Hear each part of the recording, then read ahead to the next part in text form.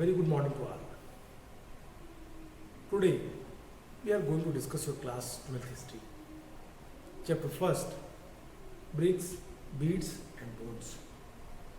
As you know that this chapter is also we are familiar with the name Harappan civilization. My dear, in my last class, what I taught you that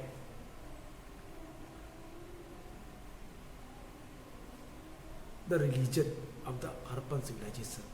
That topic was completed by me in your last class.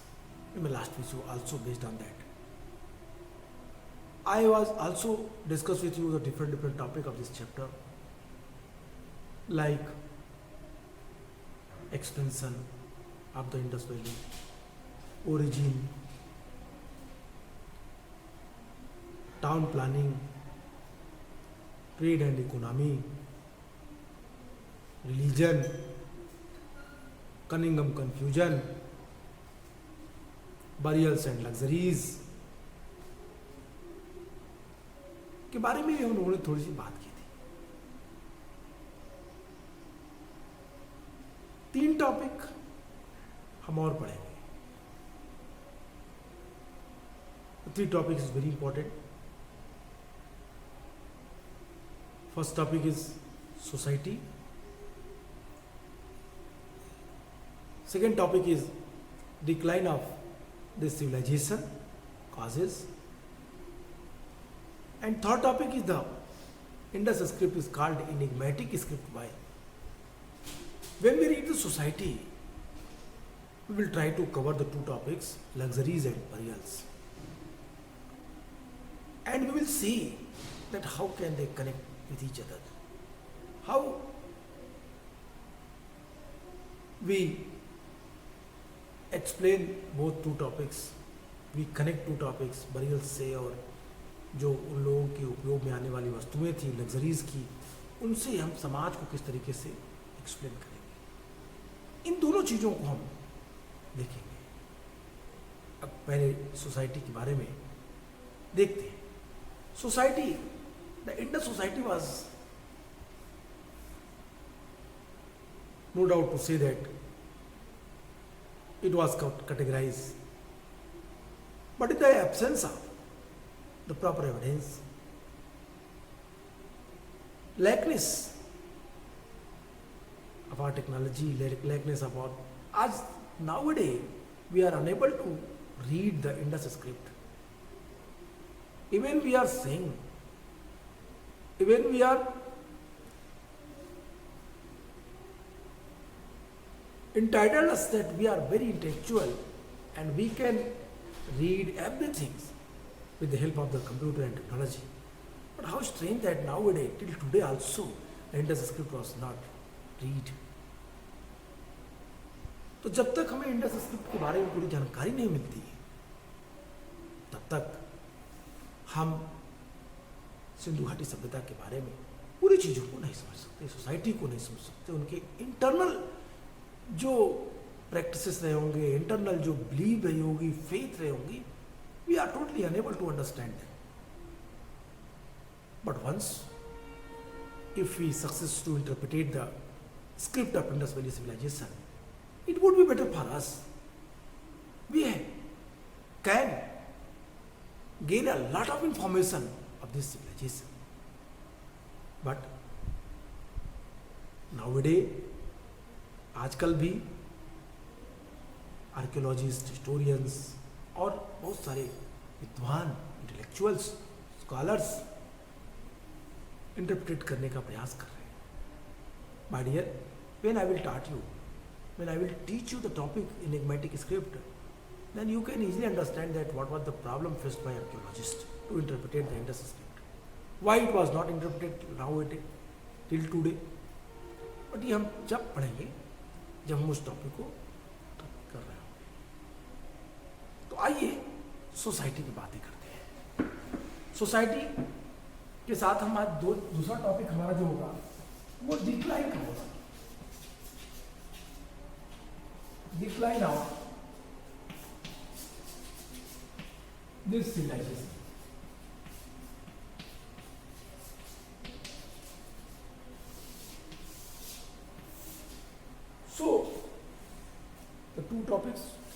we will try to cover today this video. Okay, तो चलिए हम पहले society के बारे में पढ़ते हैं. इस चैप्टर में जो हमारा टॉपिक है सोसाइटी, उसके बारे में पढ़ते हैं. जैसा कि मैंने आपसे कहा कि on the behalf of, on the basis of archaeological findings, on the basis of their administrative practices, on the basis of their religion, we can categorize the whole society in different groups, different groups. Literal based साक्षर संस्कृति थी.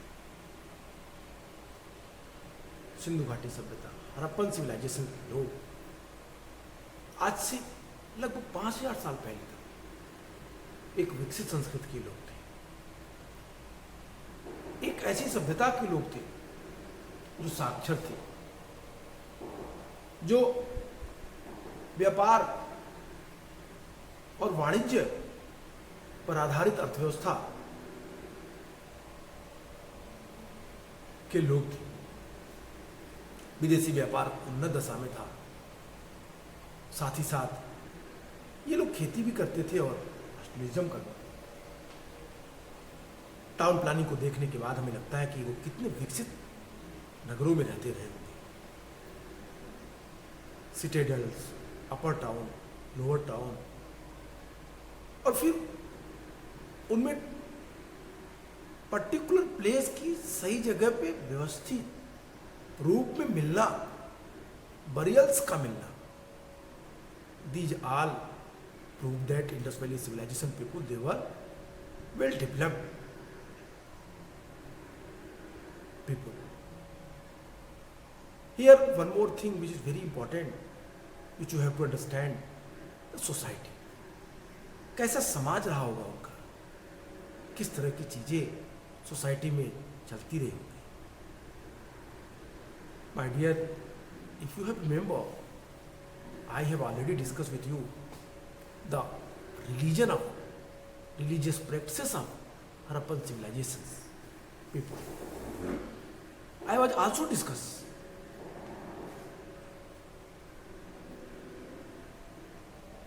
their economy, their town planning, and their other practices during that time. I hope you have remember when I was discussing the religious faith, I taught you the fire altars. I taught you some specific practices. Mother figureness, terracottas, a huge amount. In a huge amount, it was exploited from the different sites. It proved that they were women-dominant society. According to archaeologists, they believe that key Indus Valley civilizations, that was women-dominant society. So first of all, one information we have that the what? Okay, आइए पहले society के बारे में पढ़ते हैं, फिर decline को देखेंगे. सोसाइटी, मैंने आपसे कहा कि जो इंडस सोसाइटी थी, ये women dominant.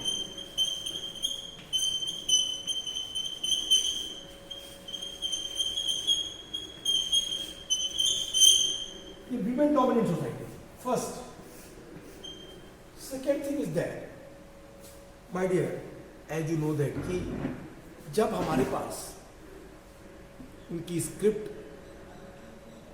होने के बाद भी we are unable to explain, we are unable to read the script of Indus Valley civilization.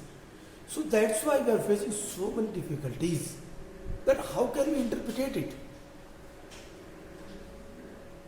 So on the basis of the archaeological findings, artifacts, idols, figureness, terracotta, statues, we assume that the society was women-dominant society, but what was? We don't know.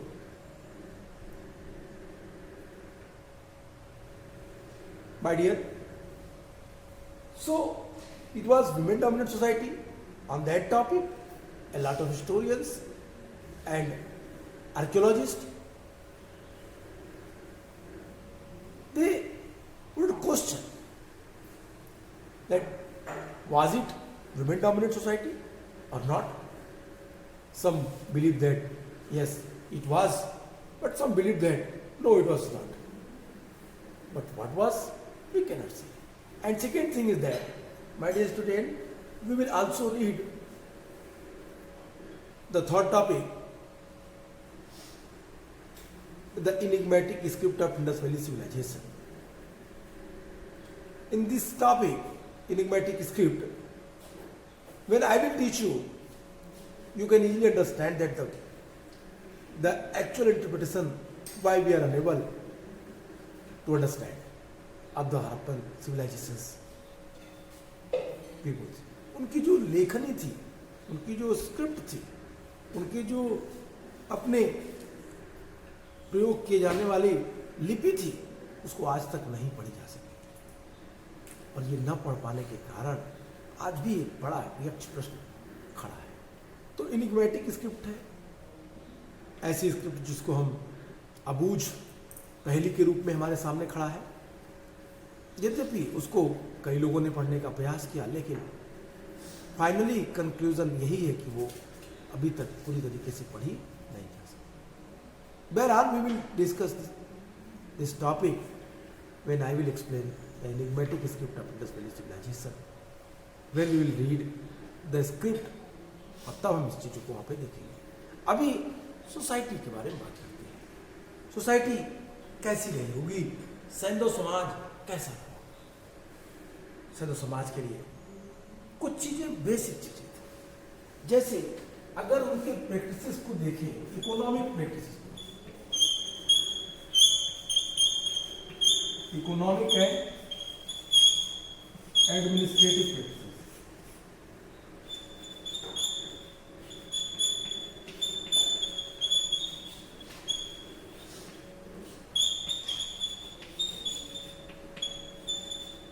Economic and administrative practices को देखें तो इन दो points के आधार पे हम society को, Indus society को समझ सकते हैं। जैसे society categorise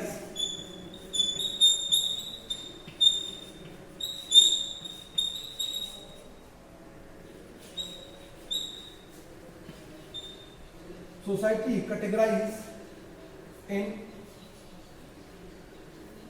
different part.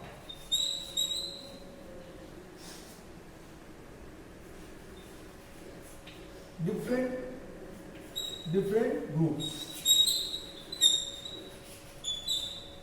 Okay, ये ग्रुप्स कौन से थे, कौन कौन सा डिफरेंट ग्रुप कहा होगा? तो अब इसके आधार पर देखिए, ग्रुप्स के आधार पर हम अगर बांटे समाज को, तो हम इजीली कह सकते हैं कि सैंधव समाज में जो सोसाइटी थी, जो इंडस सोसाइटी थी, उसमें एक वर्ग ऐसा रहा होगा जो एडमिनिस्ट्रेटिव ग्रुप रहा होगा।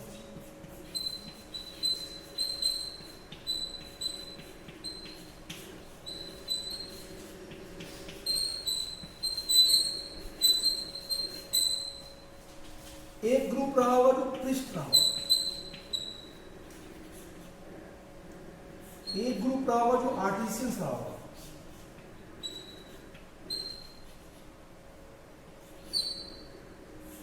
वर्कर्स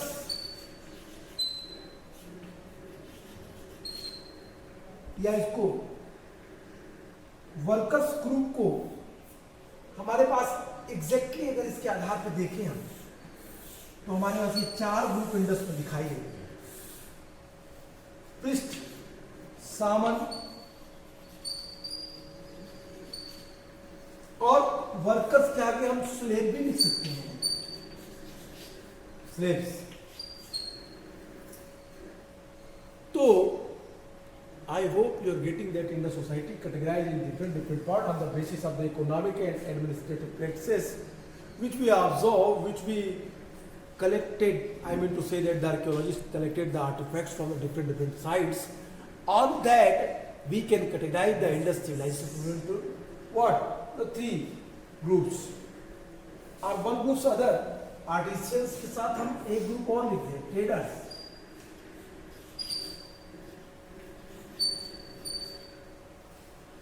ओके, तो अब यहाँ पे एक एडमिनिस्ट्रेटिव ग्रुप रहा होगा, पृष्ठ होंगे या सामंत ग्रुप एक रहा होगा, समाज का एक ग्रुप, थर्ड ग्रुप आर्टिसियंस और ट्रेडर्स का होगा, और फोर्थ ग्रुप जो होगा वो वर्कर्स और स्लेव का होगा। But my dear, one more thing which I want to tell you that कि क्या इंडस वैली सिविलाइजेशन में कोई स्लेव था, क्या दास प्रथा वहाँ पे थी, इसके बारे में हम क्लियर नहीं कह सकते। हाँ, हड़प्पा में मिले हुए कुछ जो हाउसेस हैं, घर हैं, जो आप देखिए तो हड़प्पा में ग्रेनरी के बगल में कुछ 15 कमरों का 2 लाइनों में बने हुए छोटे छोटे कमरे हैं, सिंगल रूम्स के हैं। उसके आधार पर ये कहा जा सकता है कि ये लोग इसमें वर्कर्स को रखते होंगे। ये वर्कर्स क्या डेली वेजेस वर्कर थे, पेड वर्कर्स थे, या ये लोग स्लेव रहे होंगे? दोनों में इतिहासकार एक मत नहीं है। कुछ इसे स्लेव्स कहते हैं, कुछ इसे वर्कर्स कहते हैं। बहरहाल जो भी हो, लेकिन हम इतना तो कह सकते हैं इस समाज में इस तरह की संरचना मिली होगी। अगर हम स्ट्रेटिफिकेशन करें बाटे समाज के ऊपर, नंबर 1 फर्स्ट, तो हम यहाँ पे पृष्ठ को रख सकते हैं। नंबर 2, यहाँ पे एडमिनिस्ट्रेटिव ग्रुप रहा होगा।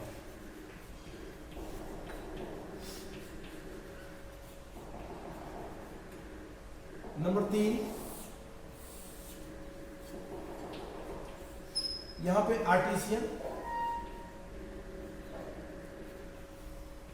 प्लस आर्टिसियन के साथ साथ जो तीसरा वर्ग है वो कौन सा रहा होगा?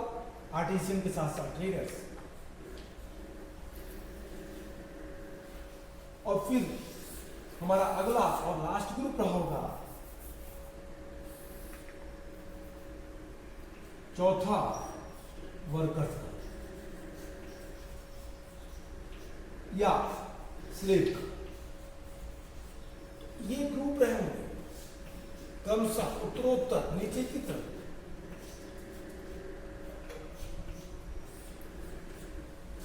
एक के बाद एक priest, administrative group, artisan, traders और workers.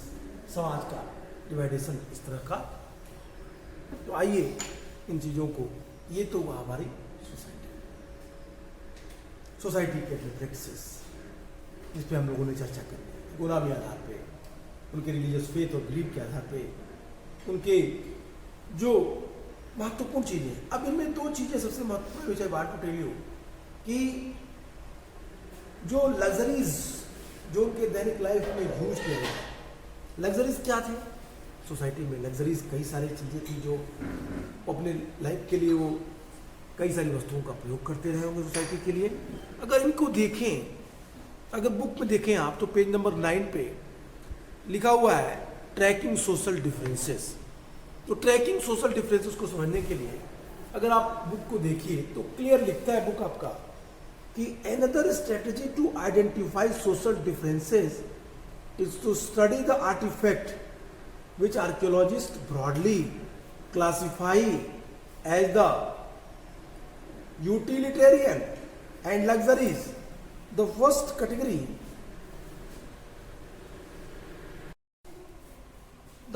categories include object of daily use made the fairly easily out of ordinary materials such as stone or clay. These includes quills, pottery, needles, flash, rubbers. आइए उन चीजों को देखते हैं क्या क्या करते थे। These includes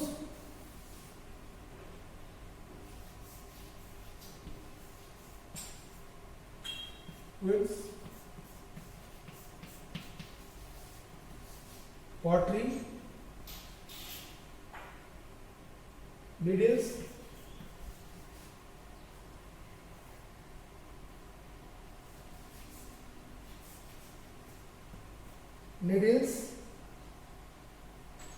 flash rubber,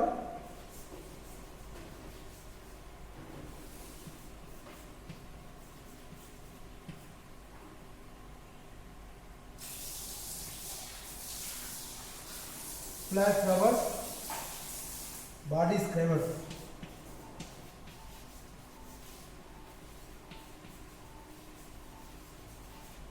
Body scrubbers, efficacy. These are the things which was used by the people of industrial civilization.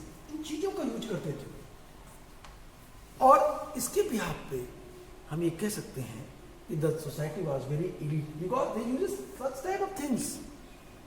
Chanudro, that was the place where they excavated the makeup box. Chanudro से makeup box मिला, तांबे का mirror मिला, lipstick मिली, आंखों में लगाने के सुरमा की स्लाइस मिली जो उसमें लगाई जाती है, ब्रशेस मिले. It means they believe in very, I mean to say that, glamorous life. That's why I am saying these are all usually found distributed throughout the settlements. Archaeologists assume objects were luxuries if they are rare or made from costly non-local materials or white the complicated technologies. Thus, little parts of the faience, a material made of ground sand or silica mixed with the color and gum and then foiled. It was probably considered the precious because they were difficult to make. The situation become more complicated when we find what seem to be the articles of daily use, such as the spindle walls made of rare materials, such as the faience. Do we classify these are utilitarian or luxuries? If we study the distribution of such artifacts, we find that rare objects made valuable materials are generally constructed in the large settlement like Mohenjo-daro, Harappa, and are the rarely found in the other Indus sites. For example, the miniature parts of faience, perhaps used the perfume bottle, are found mostly in Mohenjo-daro and Harappa, and they are none from small settlements like Kalibanga. Gold too was rare and as a present probably precious. All the gold jewelry found at Harappa sites was recovered from hoards. तो यहाँ देखिए सबसे महत्वपूर्ण चीज क्या है, यहाँ पे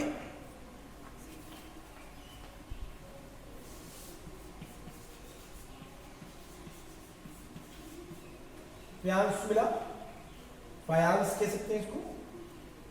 ये एक पात्र टाइप है.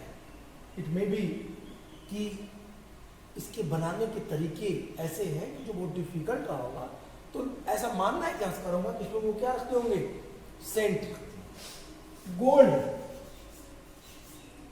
ऑर्नामेंट्स. कहां से मिले, हड़प्पा से.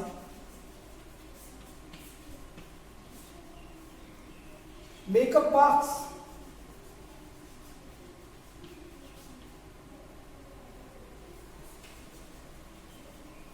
कहां से मिले, चलो से.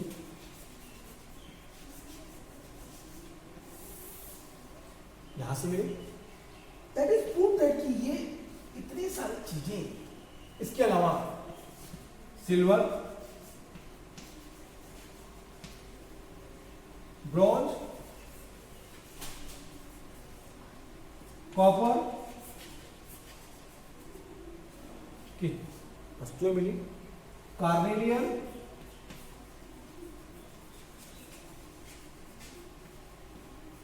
जैस्पर, सेल्स के भी ऑर्नामेंट्स मिले. बालाकोट, चलूदड़ो, लोथल, नागेश्वर, ये वो साइट्स है जहां से इन सारी चीजों के मिलने के आधार पर हम कह सकते हैं कि सोसाइटी में चीजें यूज किया. That is the These are all the luxurious goods. Without any hesitation, we can say that ये क्या थे, luxurious goods.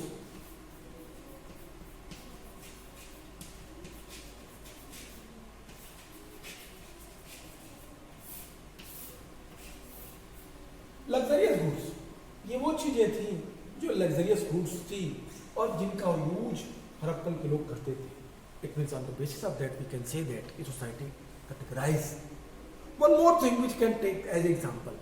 एक दूसरी चीज भी है जिसको हम एग्जाम्पल ले सकते हैं. वो दूसरी चीज क्या है? अब आप बरियल्स की बात करें. नेक्स्ट टॉपिक, अगर बरियल्स को हम इसमें जोड़ें, इन चीजों के आधार पर कर लें. अब लग्जरियस गुड्स के अलावा सोसाइटी को समझने के लिए हमें क्या लेना पड़ेगा? बरियल्स जो हमें मिले हड़प्पा से और मोहनजोदड़ो से, जो हमें बरियल्स मिले, उनके एविडेंस जो मिले, वो ये फर्स्ट है लग्जरियस गुड्स. सेकेंड में हम बात करते हैं बरियल्स.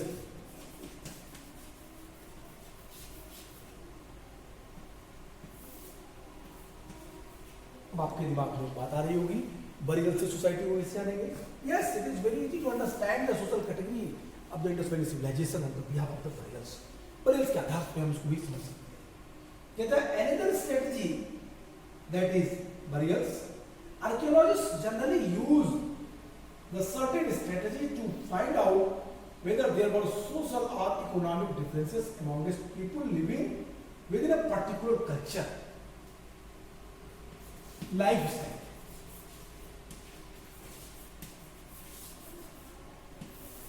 लाइफस्टाइल के आधार पे भी हम इन चीजों को एक्सप्लेन कर सकते हैं, बता सकते हैं. कैसे?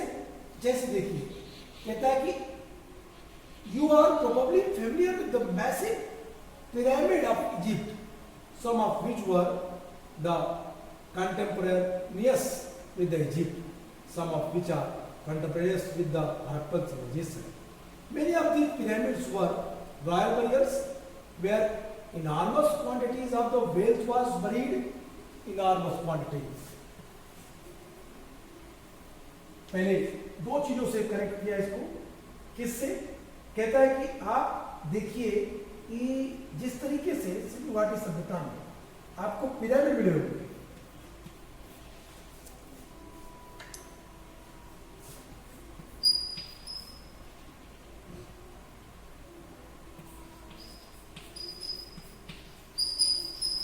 पिरामिड्स कहां से? इजिप्ट से.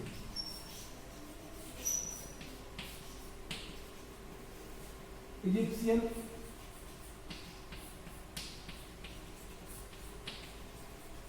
civilization.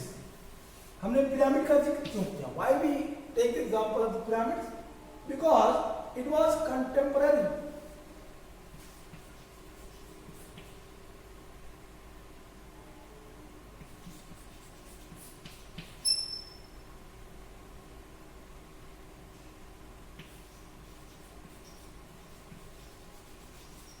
Because it was contemporaneous. The किसके? इंडस के.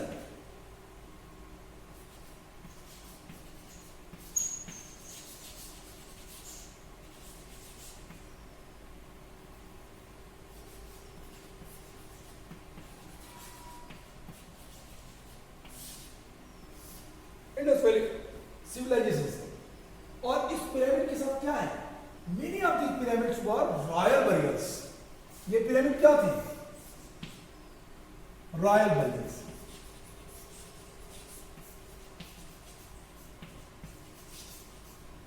अब रॉयल बरियल्स जैसे लिखा हमने पिरामिड को क्या लिखा? Royal burials. तो it means enormous quantity of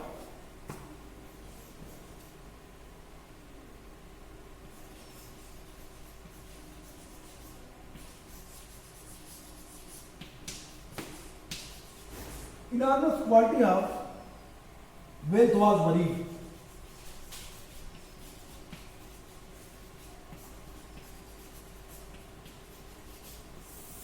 बड़ी संख्या में इनके साथ क्या किए गए होंगे? जो वेल्थ है, धन है, आभूषण है, इनके साथ बरीड किए गए होंगे. That is what I am saying. तो बरियल्स में या बरियल्स के आधार पे भी हम इंडस सोसाइटी को समझ सकते हैं. जिन बरियल्स में बड़ी संख्या में enormous quality of the wealth that was buried, it means we can say that कि ये कैसे रहा होगा? ये एलिट क्लास का, यहाँ पे एलिट क्लास का वर्ग रहा होगा. और जहाँ पे जिन बरियल्स में इस तरह की चीज़ें सामान्य होंगी, मिडिल क्लास रहा होगा, कुछ बरियल्स ऐसे होंगे जहाँ पे कुछ भी नहीं हुआ, तो उसको सामान्य कैटेगरी में बांट सकते हैं। तो सोसाइटी को हम लग्जरीज के आधार पे और बरियल्स के आधार पे कैटेगराइज करके आसानी से इसको एक्सप्लेन कर सकते हैं। My dear student, I think you are getting this topic इस पैराग्राफ। तो सोसाइटी को समझने के लिए 2-3 चीज़ों पर विशेष ध्यान दीजिए। पहला, ये सोसाइटी कैसी रही होगी, जो आर्कियोलॉजिकल फाइंडिंग्स हैं उनको देखना है आपको, जो remains part of the goods हैं या जो कलेक्टेड मटेरियल्स हैं जो आर्कियोलॉजिस्ट ने कलेक्ट किए, उन चीज़ों को देखना है, उनकी एक लिस्ट बनानी है। Then after you have to prepare the chart where the goods which is very important that was used by the different part of the society. कौन कौन सी वस्तुएं हैं, कौन कौन यूज कर रहे हैं और क्या क्या रहा हुआ है, इनको एक बेस बना के करें तो यहाँ पे आप कर सकते हैं। सेकेंड थिंग इज दैट फिर आप बरियल्स के आधार पे इसका एक्सप्लेन करें और फिर आप उसके बाद लग्जरीज ऑफ गुड्स को लें, तो आप सोसाइटी को क्लियरली डिफाइन कर सकते हैं। और फिर सोसाइटी को, जैसा मैंने बताया कि सोसाइटी में पहला क्लास रहा होगा प्रीस्ट, दूसरा क्लास रहा होगा एडमिनिस्ट्रेटिव ग्रुप,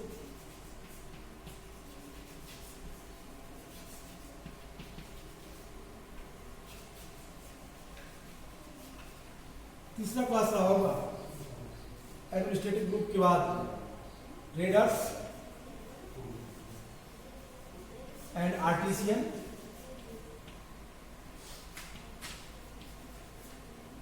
चौथा क्लास रहा होगा म्यूजियम्स और पांचवा क्लास रहा होगा वर्कर्स,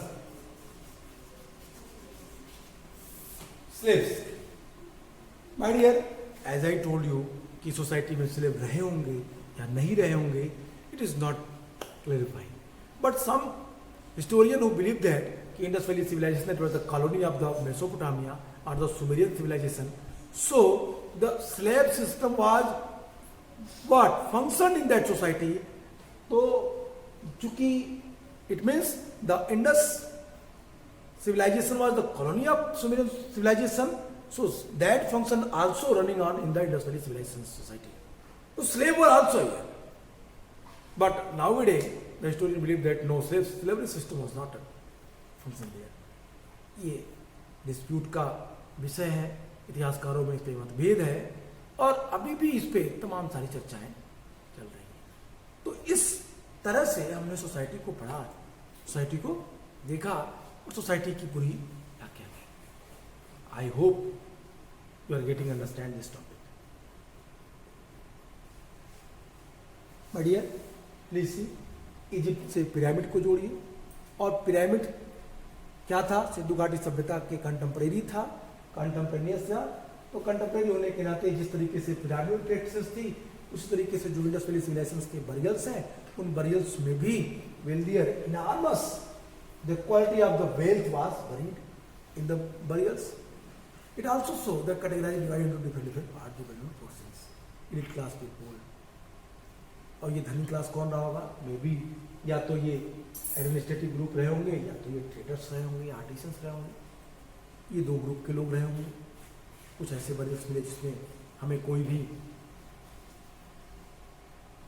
वेल्दियर गुड्स नहीं मिले, तो हम उसके आधार पर भी कह सकते हैं कि यहाँ पे चीज़ें नहीं मिली, ये ऐसे। तो कुल मिला के I mean to say that कि सोसाइटी पूरी तरीके से आपके सामने, आप सोसाइटी को इसी अकॉर्डिंग एक्सप्लेन करिए। अब इसके बाद का जो हमारा नेक्स्ट टॉपिक होगा, टॉपिक है हमारा decline of Indus valley civilisation.